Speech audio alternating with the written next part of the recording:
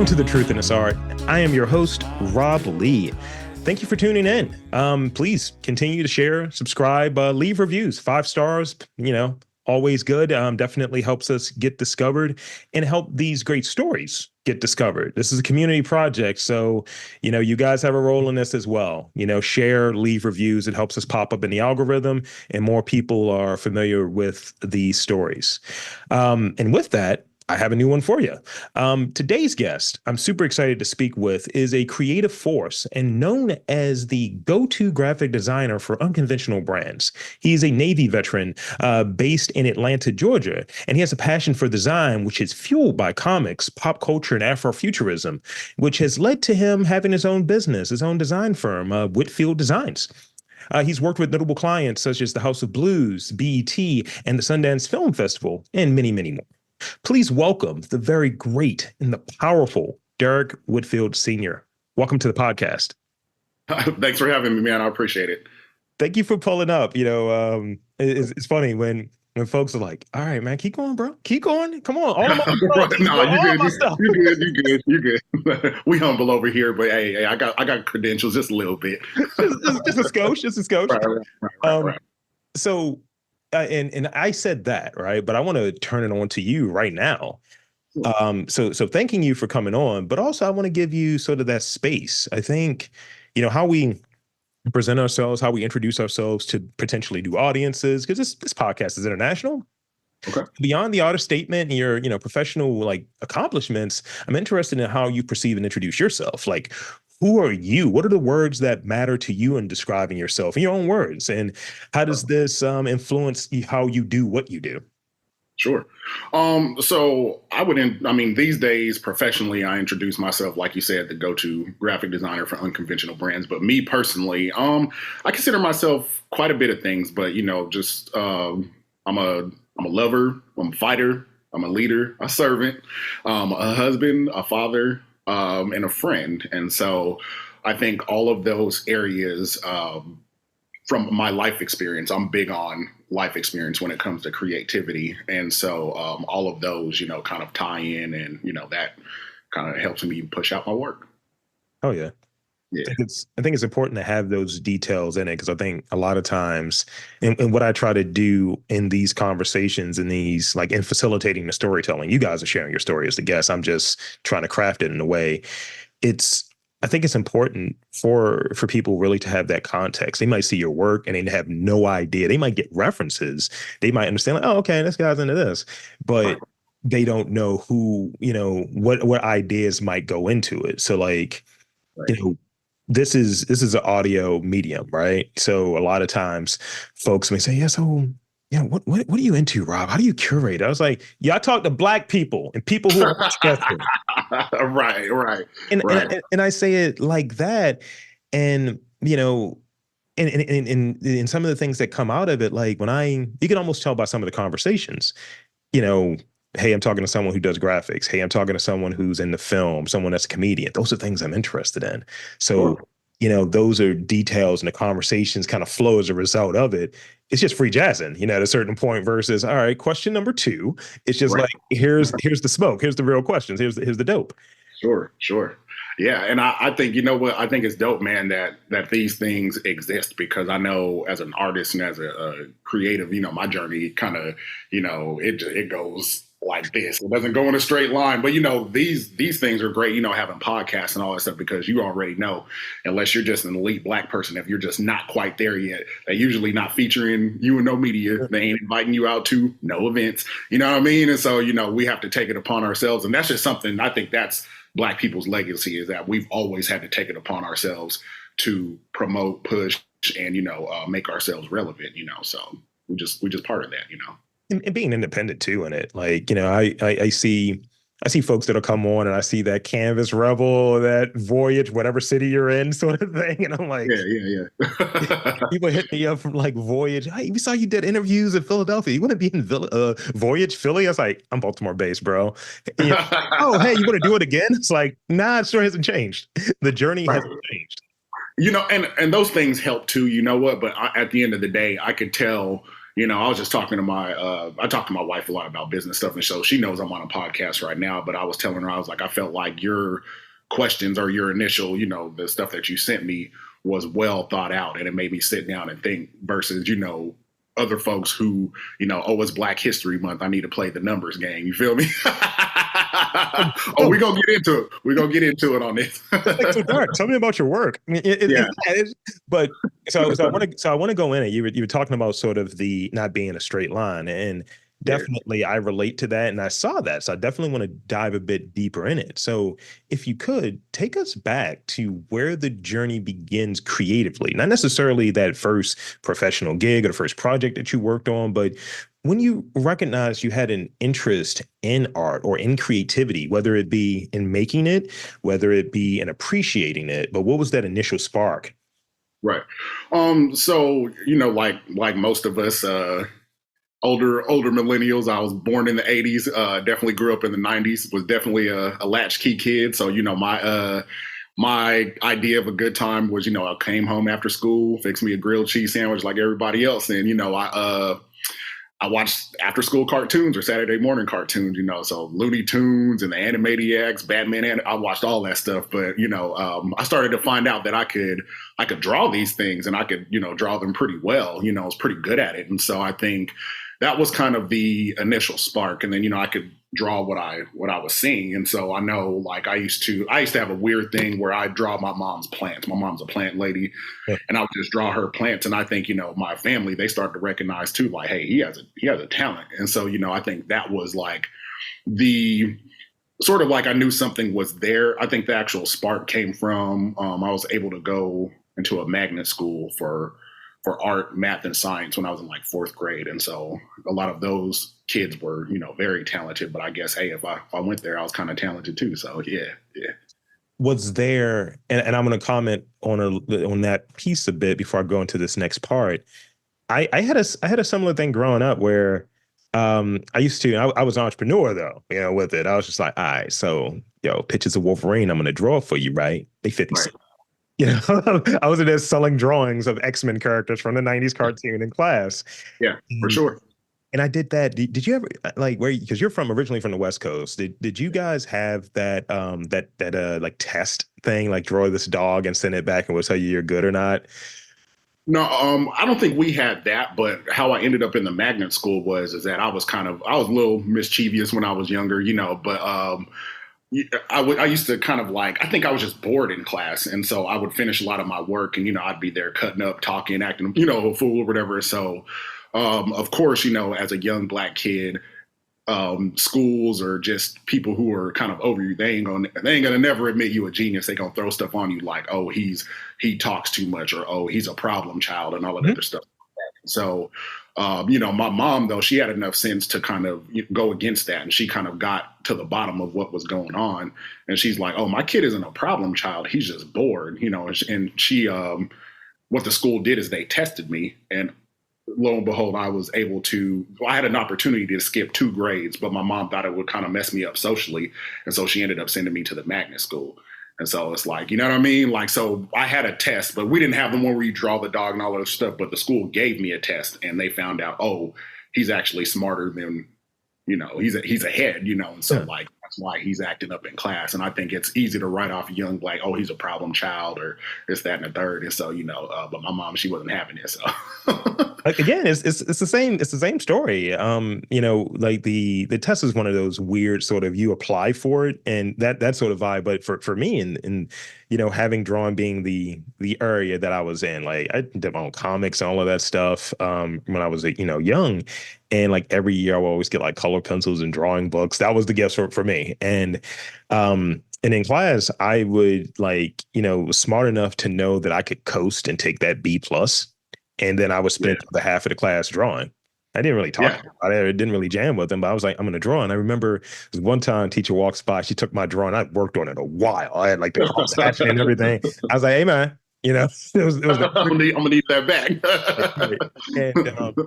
And I think at a point, they hit my mom up and she was like, absolutely not. She's like, look at his test scores. She's like, he's Right. smart. He's actually just creative and, very similar vibe. And I think by the time I got to like middle school or what have you, because we didn't really have, at least, during the time I was growing up or the environment I was in, sort of that magnet setup until about high school.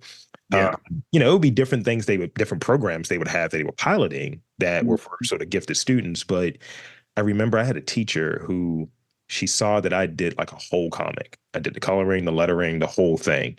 Right. And and I looked at it, I was like, look, you think my comic, we're gonna have some issues. And I was always a big kid too. Like, and I think when I was like 14, I was already like 6'1", 240. So it's Yeah. just a giant kid. And she was like, oh, no, no, no, no. I need to protect her. She was like, you're talented. So Yeah. she told all the teachers, she was like, no, no, no, give him a pass. Right. He's good. And, he's smart and all of this stuff.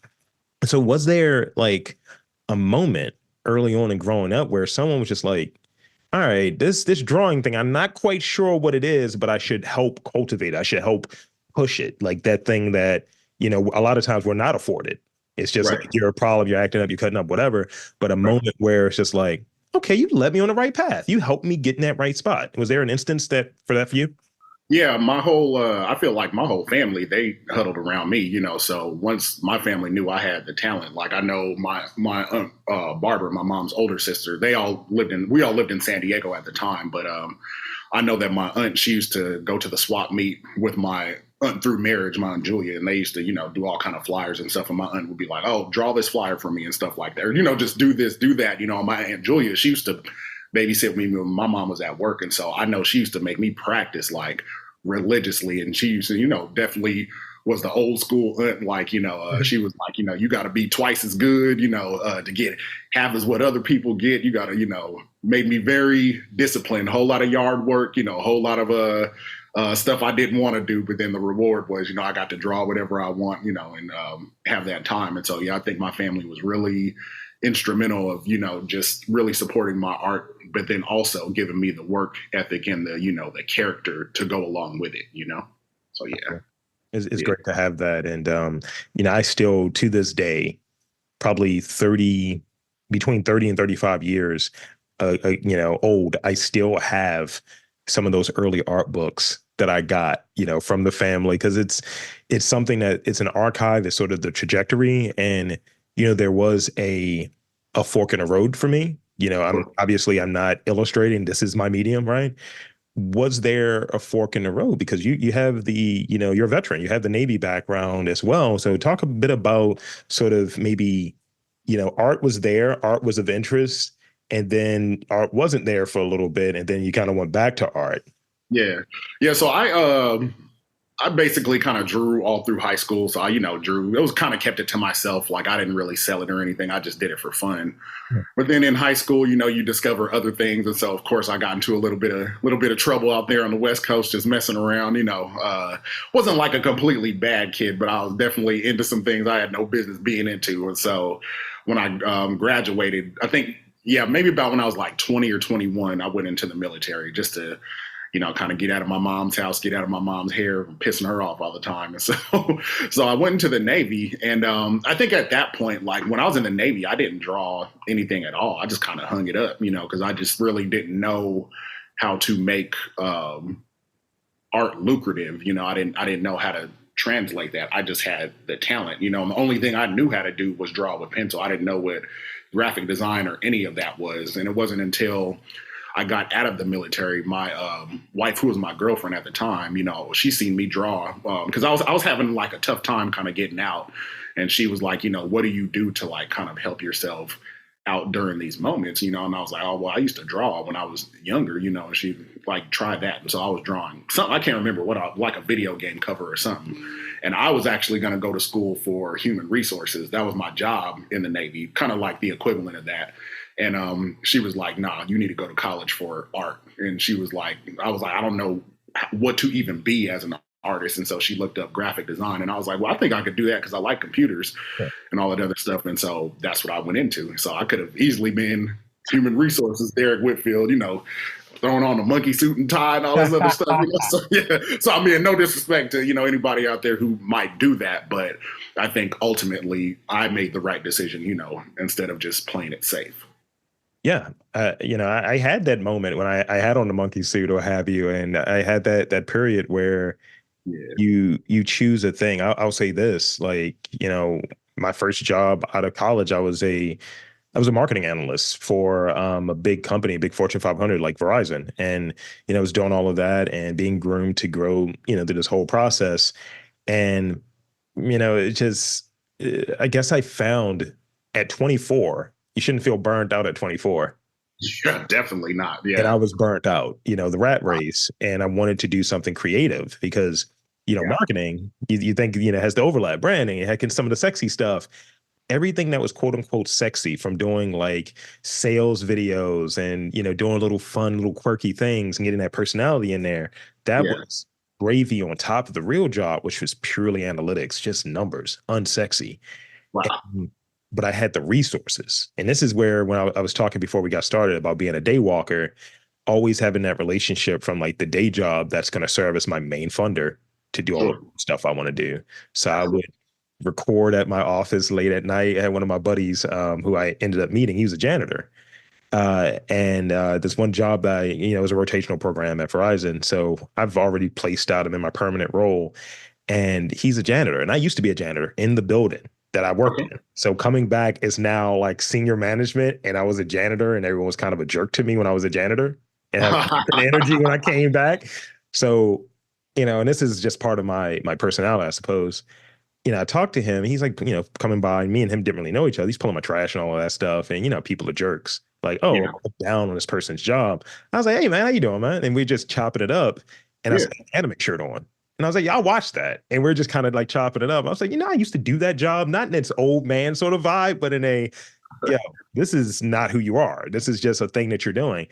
And eventually he and I started just recording. I was like, you want to do this weird thing with me? I do a podcast here. I'm recording interviews and so on. And I've mentioned on this podcast before, the Best Buy back in the day is closed now. That was across the street from my job. That's where I got all my original podcasting gear from. nice, nice. Very much that. And all of that comes directly from this sort of funding opportunity, and all of it self-taught. And I think the key point I'm trying to get at is, I knew that I was going to be not going to have the traditional setup. And Sure. I think once I came to that realization and I got it early, Yeah, uh, I had to relearn it a couple of times. yeah, But yeah, when you get it and you understand it, and you're a creative black guy, yeah, I think in those job environments, right? I joke about this with my partner. She'll say like, there's only like three black guys you can be in an office. And it's like either the player, you're either the nerd. And she's just going down this list of the type of black cohort you could be. yeah, yeah. Because you definitely can't. You definitely have to code switch. You can't be You can't let your hair down, proverbial hair down, and be yourself because you get fired day number two, man. And it's like, I've gotten it. Oh man, Rob is just so. I was like, no, I just know what I'm talking about. That's what Yeah, you're so yeah. intimidating. I'm just 6'4" and I know what I talk about. Sure, sure. I'm a big dude too, 6'3", all that other. So it's like, yeah, you already have that stigma on you, and so you have to really, in those work environments, in the Navy too. Same thing. I remember my first what was it, weekend boot camp. One of the chiefs, he was non-black, of course, and he asked me. He said senior recruit Whitfield. He said, what'd you do before you came into the Navy? I was like, I played a little football, did a little boxing, all this stuff. And he's like, you got that temper under control, because I'm a big guy. And it's like, I look like I just whoop dudes for breakfast. And I was like, yeah, I'm very, very disciplined guy. He's like, okay, good. So yeah, just making sure it was safe. This is in boot camp. So it's kind of, funny, but yeah, I mean, it is what it is. It's I hear it's because in this podcast, right? I'm always smiling. People don't know what I look like until they. I'll put it this way: I go out into the community, right? People don't recognize me until they hear me say something. I'm just Joe, large black guy, until it's like, oh, that's Rob. Yeah, yeah. I did a movie, and the filmmaker was like, I want to send you a still, right? Of, just sort of behind the scenes stuff. And he was like, all right, you look kind of mean in this picture. You're smiling right after, but we only have the one where you look super mean. And I was like, I can't control my face, bro. Right, right. Like, it's nothing personal. It's just, hey, it's just how I'm moving. Like, you don't even know, behind the stoicism, I'm like the happiest go lucky person on the planet. You know what I mean? So It's my pay attention face. You know what I mean? oh, exactly. I'm concentrating, probably working something out of my brain. You never know. So, and I think we touched on it a little bit, the experience, you talked about the Navy a bit, and so the experience of being a black man of, late 30s in this era, what are within your work and sort of, it may not be specifically in there because at times you're working with clients, right? But Right. your philosophy in your work or some of the themes that show up in your work, what's baked into your work that is of you as the person, as a black person, as a creator? I see Afrofuturism pop up a few different times, but what are some of the themes that show up in your work? Right. So as a kid, like I didn't go to museums or anything like that. Definitely grew up on pop culture. Mainly Black pop culture. So, maybe like I know like one of the shows that I watch. I love comedy. So in Living Color, you see most people are looking at the comedy, but I'm also looking at the intro with the typography and the paint being thrown around. All that stuff is in my brain. And so that kind of stuff. I know one of my biggest influences is music. And so I know when I was younger, I begged my older cousins for the Doggy Style and Chronic CD when I was younger. I begged them for it. I was too young to buy it, and they bought it.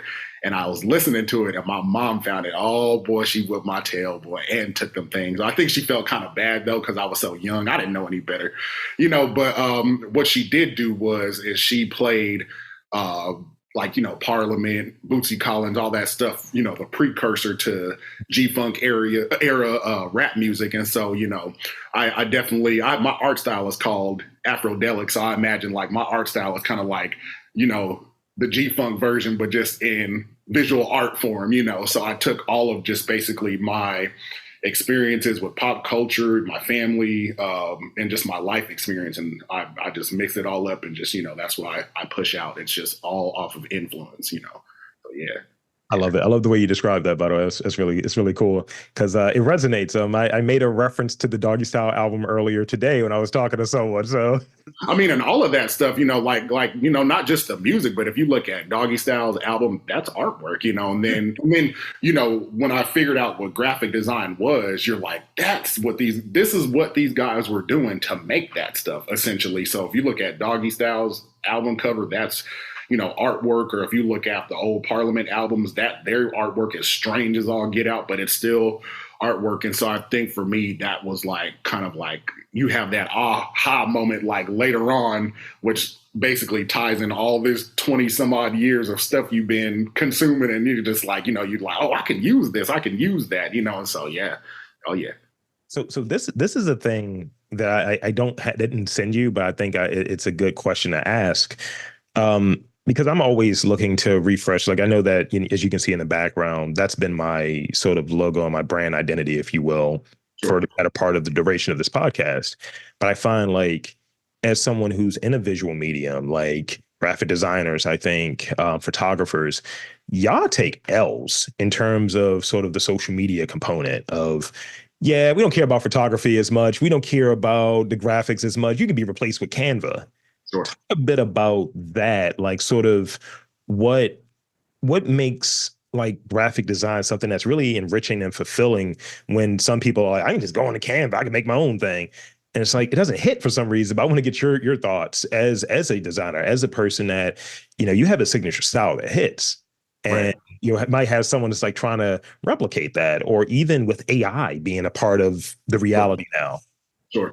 And so I do get those questions a lot. And I know, somebody was asking me, what do I feel about AI? And it's like, um, I mean, honestly, it just depends on what type of customer you have. Fortunately, I have some amazing clients, who understand. I think because a lot of my clients are Black, most of them are. I work for every walk of life there is out there, but 80-90% of my clients are Black, and the whole ownership and generational wealth, all of that ties in. And so when you're thinking of something in terms of when I design for a person, this is a Black owned grassroots business who understands that AI logos or artwork, you can't copyright that stuff. You'll never own it because it's not, and that's the drawback to that kind of stuff. And they, luckily my clients are very savvy business owners and they understand those kind of things, where it's just like, I can understand, they can go to Canva, but in a lot of those cases when they want something really original, ethnic, bold, bright, colorful, then you got to come to me. You know, and Oh, so yeah, yeah. I mean, yeah. and don't get me wrong. It's not all smooth sailing. I do have, of course, I have the same issues everybody have. I have people who try to lowball me. I've had people who, you know, don't care about the process. Who I've had those people. Hey, I can go to Canva and go do this. And for me, it's like go ahead because I've seen people they go to Canva or go, to these things. And then, what they don't tell you about Canva is if you can go get a logo for Canva for nothing, essentially, but then that anybody else can recreate that logo. And then it's like you have no authenticity at all. And that's also important these days, especially now when, most people have a side hustle, most people have a business, and there's a lot of talented people out there. There's a lot of in the competition in every, I don't care whether you're a podcast, restaurant owner, barber, the competition is high everywhere. And so it's like you better be standing out in every way possible that you can, because you can go get the generic stuff, but your competition is out here getting real branding and real designs and real logos. And, I say to people all the time, even though it sounds a little superficial and it sucks, how you look while you're doing what you're doing is just as important as the process itself. So I see your logo behind you. I see that as dope. Yeah. What that look like compared to somebody who just has a microphone with a circle. I'd be more interested in what Yeah. you're doing just off of how you look alone. You know what I mean? So yeah, And that yeah, was one of the, early on when you have that, and I would talk with different folks about it, trying to build out that identity. And it's like I'm very comfortable with expressing what I'm into and what I like. And I think in doing these interviews and having these conversations, you always glean something from folks, just in the conversation. So it informs when I talk to someone like, so what is your process? How do you go about this? What are the edits like? How do I go about it? Just asking those sort of informed questions and being a collaborator, if that's the situation that we're engaging in. It's like, yeah, the exchange is I get this for this money or whatever, but I want to have some of the me in it. And one of the things that presented itself was I had some people who don't look like you and I sure, saying, oh, I don't know about this branding. I don't know if it really hits. Maybe it shouldn't have you on it, or this interpretation. And I gave them sort of the story. I right. was like, I interviewed a guy, and it shows the sort of community component. I interviewed a guy who turns out to be my neighbor who did this logo, and he just happened to be up the street. And it's funny too because it's like my logo. If you see my logo is of me and my son. It's just a mascot logo. But people ask me, why did you have a logo of yourself in a mascot form? But it's like that's where the beginning comes from. It comes from the Looney Tunes with the circular background and the old school cartoons. That's where my artistic expression comes from. And so and then for me, I definitely am a generational person. And then it's like, even my son now, he's starting to draw and Yeah. then build as well. Like this guy could build out Lego pieces in like an hour, just like crazy stuff, and so definitely being able to pass on something to him, that's very important, so. So talk a little bit about what that process looks, and thank you for sharing it, by the way, because I noticed the senior is prominent. You doing that NFL thing. I was like, you one of those bros? Like, yeah, I got the senior on the jersey now. Oh, I'm very proud father, man. I'm very proud. Oh yeah. Oh yeah. Um, so talk a bit about the process, and sort of in those, how when we have like a progress report, like I was joking, I was telling you about before we got started, I was waiting on that Instacart order. You're seeing the progress. Yeah, So yeah. what are those progresses like? You're going to work with a client. Like, how do you identify sort of, or how does that process start with those unconventional brands? And then sort of what's somewhere in the midpoints, whether it be, all right, we have this concept here. And then what's sort of that point where, okay, we're about done. So talk about your process.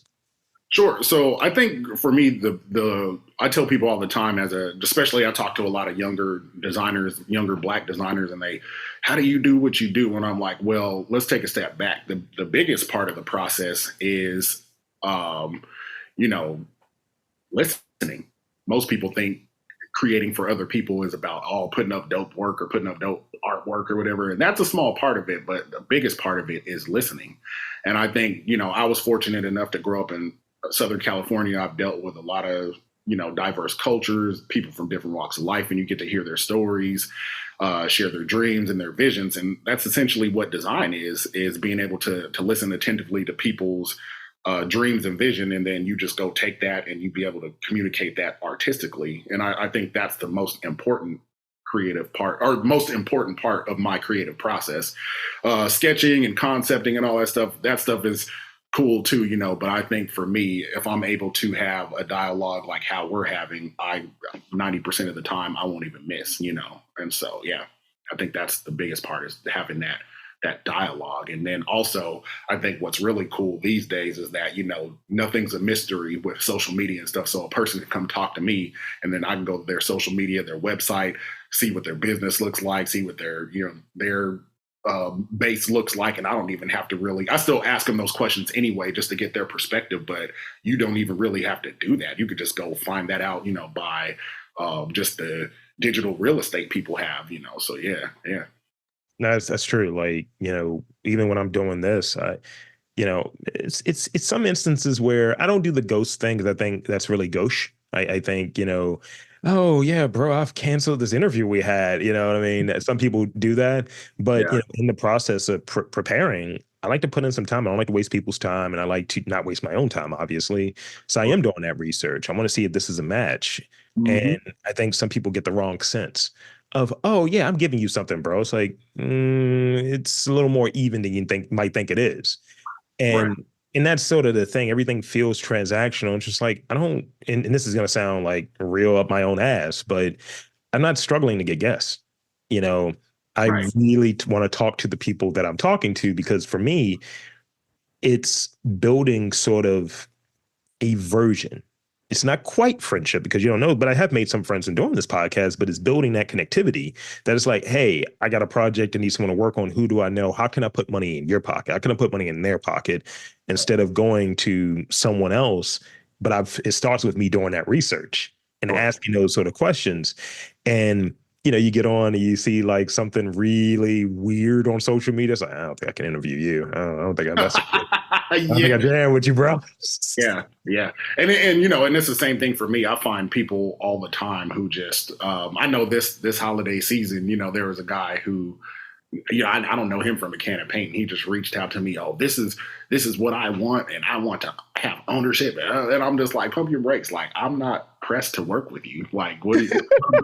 Like, I'm not. And not to say that. Like I said, I'm not all high and mighty and all, but I'm very comfortable. And my thing is that I'm not pressed at all. Like, you not working with me, I'm fine, because there's 4 to 5 other people right behind you, bro. Like, I'm good, So it's like, but I appreciate, you taking your time to reach out and all that stuff. But yeah, I think that it's just weird being a creator and how people think that like they're doing you a favor by patronizing you. Not at all. Not with a lot of us, because some of us are very savvy and know how to go out there and get it, with or without you. So yeah. 100%. Yeah. Talk about the, sort of clients, like the sort of bigger name clients, and what that process looks like. And you sort of have your, vision and how you work and what matters to you, right? Sure. As a creator. And sometimes it's a delicate balance of marrying, because I've had some opportunities, folks have reached out, hey bro, you want to do this? And I'm like, I don't know if that fits with what I'm doing. I think you're getting some black points by coming on here and being on my platform. And I don't know if this is a match. And just like, the check looks great, but I don't know if this is a match. But then there are other instances where it's a very collaborative thing, and we grow and we figure out how each one of us works, and seeing that that's a long-term sort of collaborative experience and partnership. So talk about that. And if you have any, stories, you don't have to name like the client or what have you, but any stories that come to mind that shows that in action. Sure. So a lot of the what is it, high profile projects that I've been a part of, a lot of those are through collaboration. So for instance, with the Nike NYC thing, it wasn't with them directly, but it was with Black Veterans Project. And they were doing a 5-year anniversary and they needed like flyers and a pattern and that kind of stuff for the event. And so usually that process is pretty easy because like I said, my clients, 90% of them are Black men and women in business. And so my style, my expertise, and those things are very much accepted. It's those exceptions to the rule, like when I get outside of the community, Yeah. that's where the kind of issues and the struggle comes about because sometimes, they don't understand where I'm coming from in terms of creativity because it's not your, I call it Abercrombie and Fitch studio company, whatever. It's not that. Mine is, I tell people all the time, if you want safe, hey, more power to you. I am not a safe designer. I'm a very highly experimental one. I do things a whole lot differently than what you are probably used to. So if you can live with that, I can live with that. If not, I understand. So yeah. Conventional. When I'm doing this, and I don't do too many of the collaborative things, but I do some. And I asked, I was like, so you know what I do, right? Like, do you listen? Right. And it's not a matter of I'm out here popping off saying all types of F words or what have you. Don't know. Yeah. So tell me about your fucking work. I'm like, oh. Right.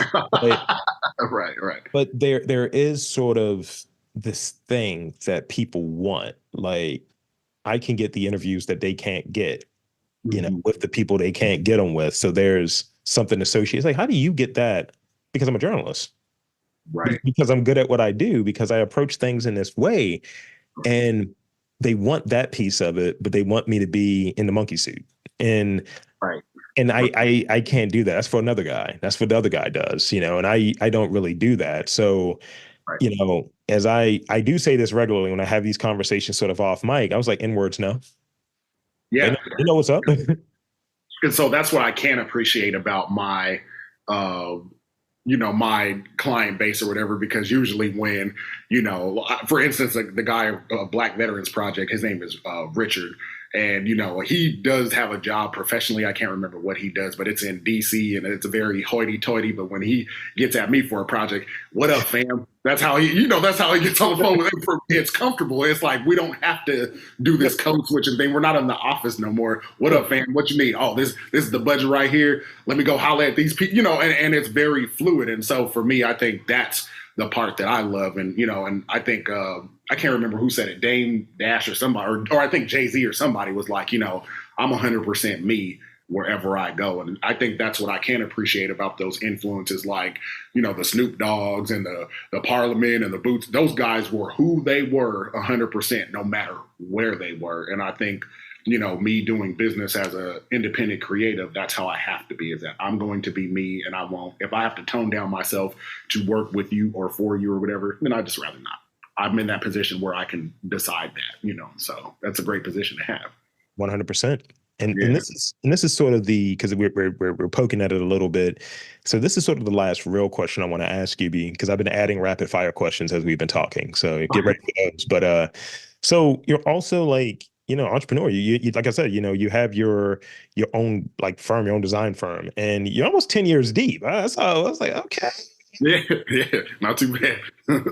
Talk about sort of that experience and, having something that's like, this is now the business you have to consider. And I think all artists, all designers, that you're entrepreneurs, and even you're doing the freelance stuff, but, having that sort of being there, that's that signifier that it's like, also I'm a Black owned business as well. Talk a bit about that and sort of what are those challenges and what are the rewards really of being in your business, having that sort of the legacy component, and how are you balancing those sort of artistic like values and that vision. So like, Right.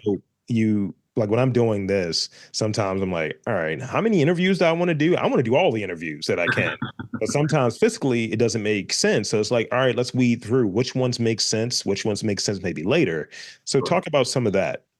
So I think the challenges that I have as a Black designer, even almost 10 years in, I have the reviews, I got the portfolio, the body of work, I got all of that stuff, and it's still being legitimized, man. I consider myself in, when it comes to artwork or creativity, it's like you're a Black dude in hockey. It's just, you know what I mean? It's I think still to this day, graphic design is 3% black. This is the workforce. 3% black. I think 1 to 2% other, and the rest is white. And and for so I a lot of the media events I don't get invited to. A lot of those prestigious things that could put you over the top. You don't get invited to, and I think honestly, I mean, it's done on purpose. I don't believe that people believe that only white people are creative and nobody else is. That's insane, So, but it reflects that in the media. And for me, I follow everybody. I follow black designers, follow white designers, and everybody in between. And you see the events that they're doing in these big events, and you see the prestige that comes along with it. And for me, for a while there, when I was younger in design, I thought, for the longest that, oh, these guys are up here because they're just oh so good, and I'm down here because I'm not where they are. But I had an opportunity to do. I can't speak what the project was because I'm under an NDA for it, but I got an opportunity to work with two very prominent white designers on Instagram, and we were paid a pretty decent amount of money. And it was crazy because one of them showed up or didn't have his, like, we did weekly updates with the work, and for 2 weeks this guy didn't have his work, and then it kind of like tore the veil down. It's like, oh, like there is no levels. Like I'm on par with these guys and do the same thing that they do. It's just that they're invited to these events and these prestigious, and that's where the celebrity comes in, where if you ask a black person, oh, you heard of Derrick Whitfield or Whitfield? I'd be like, who is that? Just because you got to come find me, and it kind of sucks, and but I mean, it is what it is. I think the reward for it, though, I love the freedom of it. I love that I just ate dinner with my family, and then I can go off and go have a podcast interview. I could play video games for an hour, and then I could work till 12, 1 o'clock if I wanted to, or I could get up, go to sleep early and wake up early. And, it's just the freedom of it. The freedom of it it's worth the blood, sweat, and tears, man, because, I've been, while I don't have like the super monetary award for it, there's other things that I have. And I've, got to watch my son grow up. I got to be there on the first days of school and picking him up from the bus, and, him seeing me in my element, and he's all inspired and asking questions now. And I think a lot of those things are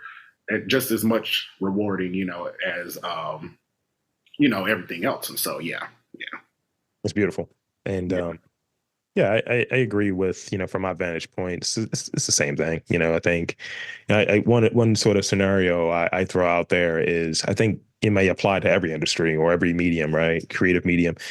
It's like a pie, right? You know how like a pie has a certain number of slices, and I feel like half of them are already earmarked to people that might look like us, maybe more than half. And then we'll throw 1 or 2 slices, maybe half a slice to this community, that community. And if we can double dip queer black artists for sake of argument, then it's like we got 2 of them knocked out. And, sometimes it's sort of some of the firms that might reach out to me, hey, can you do this interview for us? Sure. And when I'm like, hey, so is there like, you guys had me doing this interview, is there like a press pass or something? Because I'm press, and oh no, we don't really have any. So the continuation of that invite, or that lack of invite, that lack of consideration isn't there. And I find something that I've been hearing more and more of recently, and it's not sour grapes or anything, but it's more of, I relate to what you're describing. Mm-hmm. It is this sort of energy where you leave that community, you leave that physical place. The people are great generally, but the people that are the gatekeepers are not. So you leave, and suddenly, if I go up to New York, if I go to Atlanta, if I go to LA, oh my God, Rob's back. He's great. It's like a hero's welcome. And it's like, well, I'm here and I'm doing it here. Like when I tell someone like, yo, I've done 700 interviews and probably 500 plus are Baltimore related artists. Yeah, and that's the crazy thing too, is that like you have all of this experience, and I know for me, I still get questions. Oh, do you think you're worth this much money? And do you think oh my goodness? And you know what's crazy? I was never even let in. At least you got reached out to with the pie. They told me I was connected from the jump. They was like, oh, not this guy.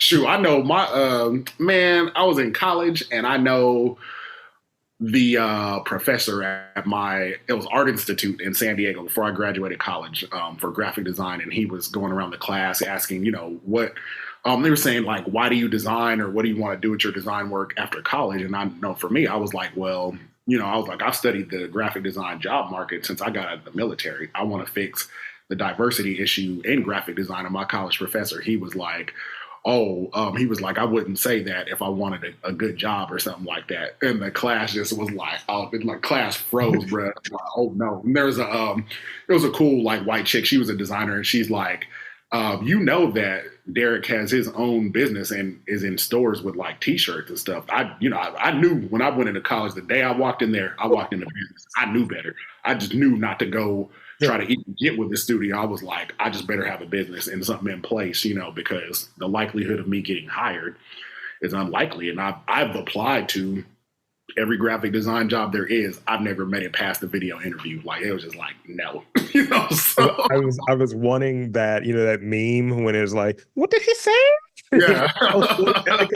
It's so true though. Yeah, man. Oh my goodness. It's crazy though.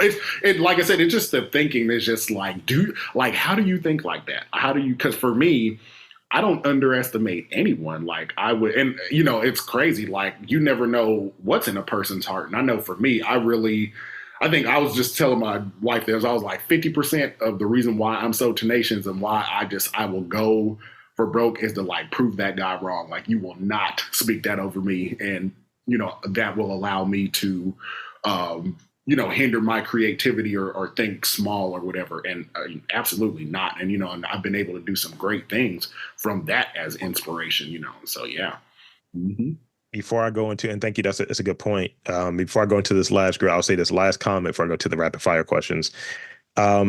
Ambition, spite, and pettiness are great motivators. That's all I'm going to say. Brother, you speaking my language, bro. Hey, you know what? Me and you, we gonna talk some more because pettiness is gasoline, man. It is gasoline. Yeah, just to show this person like you are dead ass wrong. I'm going to shove this in your face. You are dead ass wrong. I'm not having it. So yeah, I feel you. So I got 4 or 5 of them. I got 5 of them actually. And the way that rapid fire works, you know how it goes. It's like, look, I said what I said. Don't overthink it. Whatever the one word or minimal word answer is, that's the answer. Sure. All right. So here's the first one. Which comic book character's story resonates with you the most? Like a comic that you've read, is there, a character that you're like, you know what? Get this dude's story, I like his story. I'd probably say Batman's story. Not necessarily, I mean, my parents are still alive. My parents aren't dead. I just think that pain is a great motivator. Pain will see you through some shit, man. It'll see you through a lot of stuff, and so just that pain and determination. Yeah. 100%. You mentioned comedy earlier. Which canceled Black TV sitcom would you want to bring back? Oh, man. It's a good question, I know. Yeah. Could it be a sitcom or a comedy show? Sitcom or comedy show, whichever one you want. Because The Living Color is good. Chappelle Show. I'd bring that back. Okay. Yeah. Do you have, because I know, Donna, you're based in Atlanta, you have the San Diego connection, and those are both known for different types of conventions in the pop culture and fandom space. Sure. Do you have a favorite convention? Is there a convention or pop culture event that you attend? No. What's crazy is that I've never been to Comic-Con. I've never been to Dragon Con here in Atlanta. I've never done those things. Even before graphic design, I never did them. I need to, though. I know my wife, she's like, you need to do Dragon Con this year. And so, yeah, I've just never done them. I think the only thing that I have done out here in Atlanta is the Black Boy Art Show, and that was pretty good. So, yeah. If you could design, actually, let me say this differently. And this might be a little petty, but I mean, we're on the same, uncommon brand thing. Yeah. If there was a design that's right in front of you, it could be NBA, it could be any sport, whatever. If there was a design that you could redesign in your style, who would it be? What would it be? It's like, I'm tired of Nike. I'm going to redo it. Like, what's the brand identity you would want to redesign? I think I would want to do something for, would want to do Harlem Globetrotters because they're not, I don't consider myself a sports designer. I can do it, but Harlem Globetrotters, they have a bit of like magic in their stuff. And so I think to me, that would fit more of my criteria. And I think their branding is good, but I feel it's a little dated. And so I agree. I'd like to revamp that and have some fun with that. Yeah. It's just like a little universal circus. And it's like, this is black and this is old. You know? Yeah. Yeah. So this is the last one. And it's sort of three items I'm looking for here. So what are three things that an artist or designer needs? And, you know, I want to avoid money because money is always the easiest thing. Like, I need to get paid. But you know, what are the things that you think a designer or an artist like need? It could be intangible, it could be tangible things, but what are three things that they need? I think the biggest thing you need is discipline. You could be the best artist in the world, but nobody will know it if you lazy in your mom's basement. You need discipline. I think you need skill. There is some skill involved. Artists try to be humble and say that, oh, it's creativity is fun. It's competition like everything else. I think you also need a good ear, especially if you plan on creating for people. I think you really need to develop an ear to listen to people just past conversation. Like when I talk to a client, I look at their mannerisms, where their eyes go, that kind of stuff. So yeah. Active listening is important. Yeah. So that's kind of it for the pod. So one, there's two things I want to do. One, I want to thank you for coming on and spending some time with me. This has been a treat. Yeah. And two, I want to invite and encourage you, this is the shameless plug portion, to share with the listeners where they can check you out, social media, website, the biz, all of that good stuff. Let the fine folks know. Tell them what you got. Oh man, come find me at Whitfield Designs on Instagram, Whitfield Designs on LinkedIn, Whitfield Designs Co. My portfolio and Whitfield Design Store. I sell art prints, T-shirts, phone cases, anything you can want or need. So yeah, I'm out here. And there you have it, folks. I want to again thank Derrick Whitfield Sr. for coming on to the podcast and sharing a bit of his journey with us and some of his insights. And I'm Rob Lee, saying that there's art, culture, and community in and around your neck of the woods. You've just got to look for it.